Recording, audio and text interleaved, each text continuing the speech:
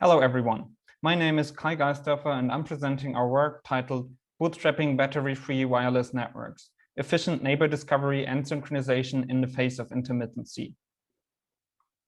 The IoT is growing to trillions of devices, and today, most of these devices are equipped with a battery. Regularly replacing trillions of batteries is expensive and poses a heavy burden on the environment. As an alternative, harvesting energy from the environment and using small capacitors as energy buffers allows to build tiny, cheap, and sustainable devices that can be operated maintenance-free for decades. However, because of low energy availability and storage capacity, devices operate intermittently. That means that the devices are forced to remain inactive for most of the time, charging their energy buffer. Once they reach a turn-on threshold, they become active and start to operate, quickly draining their energy storage before turning off again. This leads to the typical intermittent execution pattern, where devices operate for a short time before being forced to recharge again. So far, the focus of research in the area of intermittent computing has been on enabling computation on individual devices. For example, recent solutions for ensuring forward progress or keeping time across power failures led to the development of the first battery-free Game Boy that runs conventional games using energy harvested from solar panels and button presses. While an individual battery-free device can already perform useful tasks, the possibilities multiply when we begin to network multiple battery-free devices. Just like in battery-powered networks, direct communication between battery-free devices enables applications that cannot be realized with only a single device. But this turns out to be quite challenging. When two devices want to communicate, they have to become active at the same time, but devices generally wake up with an offset from each other. Because the energy harvested on different devices is often correlated, the devices continue to wake up with an offset. As a result, it may take a long time until the devices finally wake up simultaneously.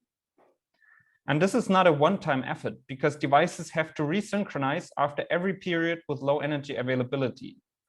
Therefore, if the discovery takes too long, the whole system becomes dysfunctional. We are the first to tackle this problem of device-to-device communication between intermittently powered devices by presenting two mechanisms. Find is the first neighbor discovery protocol for intermittently powered devices that breaks up the interleaving pattern by introducing random wake-up delays.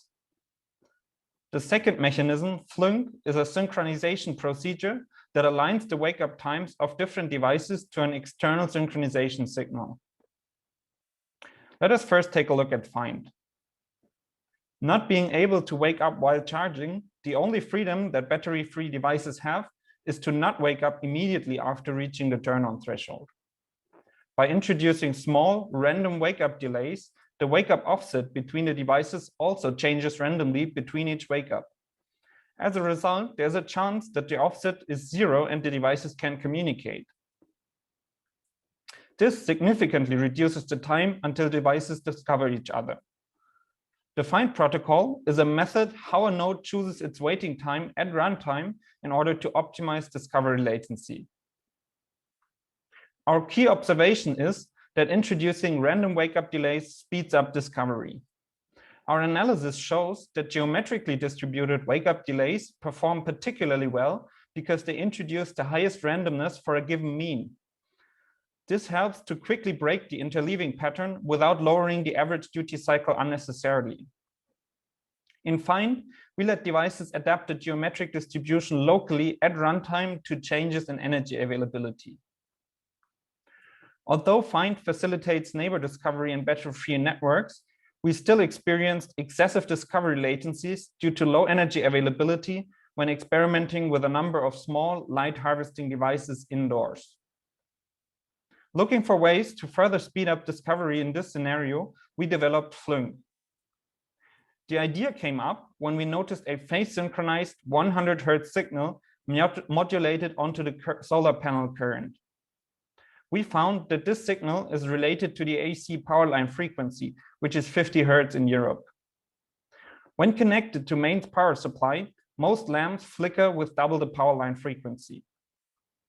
This flicker affects variations of the solar panel current on ambient light harvesting devices. Because lights are connected to the same power grid, the current variations on different solar panels are in phase. Tapping into the signal, we can provide devices with a common phase-synchronized clock signal.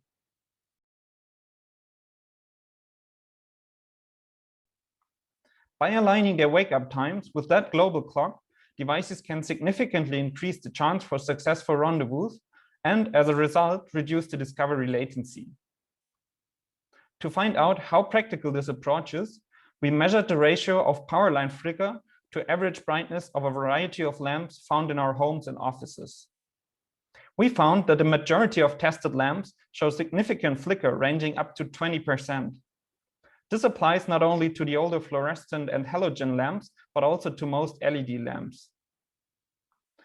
Motivated by this finding, we designed a circuit that is able to extract the clock signal from the panel current variations with a power consumption of less than 5 microwatts.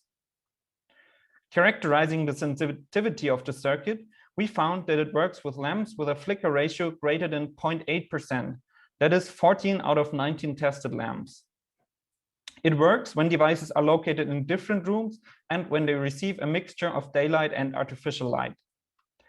The only case where the approach does not work reliably is when devices receive light from different types of lamps that may have different phase offsets between the power line signal and the emitted light. We integrated this circuit with a battery-free sensor node that is powered by 3 small solar panels.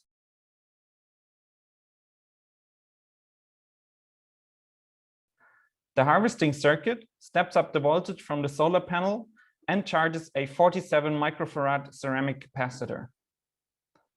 The Flink circuit filters the current signal and converts it to a digital clock signal.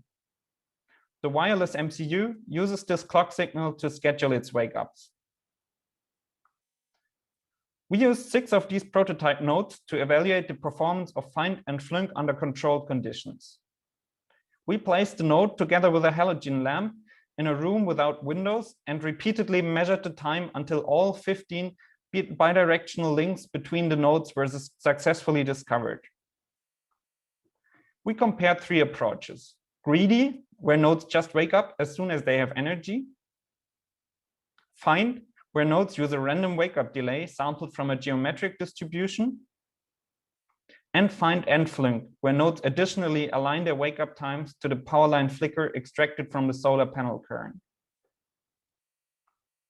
With Greedy, it took up to 5 hours until all links were discovered. With Find, we could reduce this time to just over 15 minutes. Using Find and Flink, the maximum discovery latency was only 8 minutes. This corresponds to an improvement of up to 34.4 times when using Find and Flink. Finally, to demonstrate the practical benefit of our work, we conducted a contact tracing case study. We attached our prototype nodes to the shirts of 6 participants and let nodes log the IDs of all other nodes from which they received the packet. We conducted 2 sets of experiments, one in an outdoor cafeteria area and a second one indoors in a typical office kitchen. After each experiment, we downloaded the logs and analyzed all contacts. We found that all contacts were successfully recorded within 2.67 seconds outdoors and 7.5 seconds indoors. In summary, we believe that Finds presents a critical milestone on our way to battery-free networks by enabling device-to-device communication between intermittently powered devices. We also proposed Flink as a highly efficient synchronization procedure for indoor light harvesting devices. We used it to further accelerate neighbor discovery, but it is applicable to a broad range of scenarios, including to battery-driven devices. We've published a Python implementation of our analytical model, as well as the hardware design and firmware of our prototype node. If you're interested, have a look at our website. Thanks for watching. And if you have any questions, feel free to reach out to us via email.